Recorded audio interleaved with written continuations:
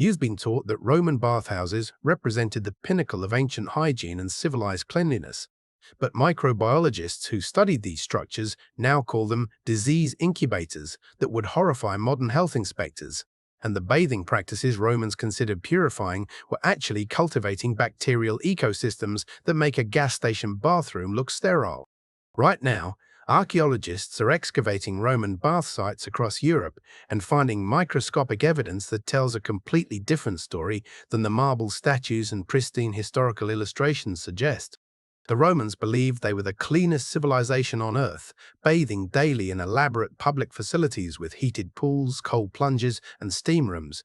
But what they didn't know about germ theory, cross-contamination, and waterborne pathogens means they were actually marinating in a microbial soup that modern science would classify as a biohazard. These weren't spas. They were pathogen transfer stations where diseases spread faster than anywhere else in the ancient world.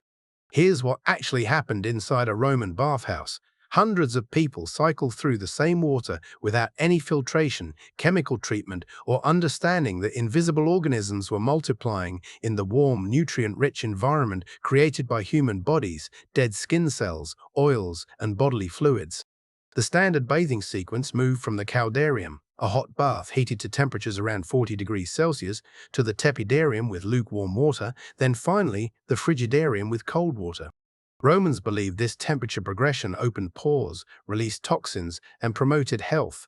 But from a microbiological perspective, they created perfect incubation conditions for thermophilic bacteria that thrive in warm water.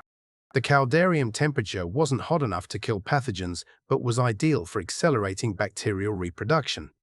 Pseudomonas aeruginosa, Legionella pneumophila, and various intestinal parasites flourish in exactly these conditions. Researchers analyzing ancient Roman sewer systems and bath drainage have found evidence of widespread parasitic infections including whitworm, roundworm, and entamoeba histolytica that causes dysentery. The parasite load in Roman populations was actually higher than in prehistoric settlements with far more primitive sanitation, which suggests their bathing practices were spreading infections rather than preventing them. This is the part historians gloss over.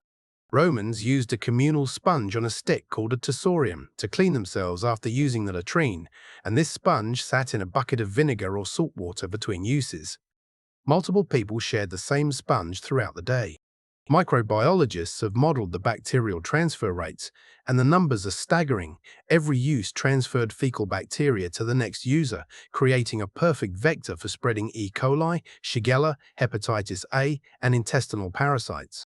Then bathers would proceed directly into the communal pools, bringing whatever they just picked up with them. The Romans had no concept of changing water between users or maintaining chemical balance. Water in public baths was changed irregularly, sometimes only once per week, meaning hundreds or thousands of bodies passed through the same water. The oils, dirt, sweat, urine, and fecal matter that inevitably contaminated these pools created a rich bacterial growth medium. Studies of modern hot tubs without proper chlorination show bacterial populations doubling every 20 minutes in similar conditions. But the real shock came when researchers started analyzing the strigil, that curved metal scraper Romans used to remove oil, sweat, and dirt from their skin. Before entering the bath, Romans would coat themselves in olive oil mixed with sand or pumice, then scrape it off along with the accumulated grime. This sounds hygienic until you realize the strigils were rarely cleaned between uses, and in public baths they were often shared among multiple users or handled by bath attendants who moved from person to person. Every scrape transferred skin cells, bacteria, and whatever infections the previous user carried. Staphylococcus aureus, including antibiotic-resistant strains in modern contexts, spreads through exactly this kind of skin-to-skin and skin-to-implement contact. Archaeological evidence shows Romans suffered from widespread skin infections, boils, and abscesses that would be consistent with constant bacterial exposure. The practice of sharing razors for shaving in bathhouses created additional transmission routes for bloodborne pathogens.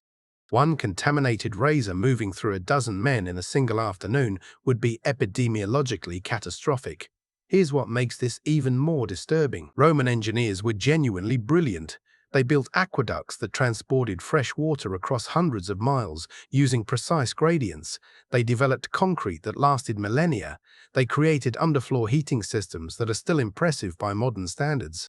But they applied all this engineering genius to circulating and heating contaminated water more efficiently. The hypercourse system that heated bathhouse floors and walls created the perfect warm, moist environment for mold and fungal growth in addition to bacteria.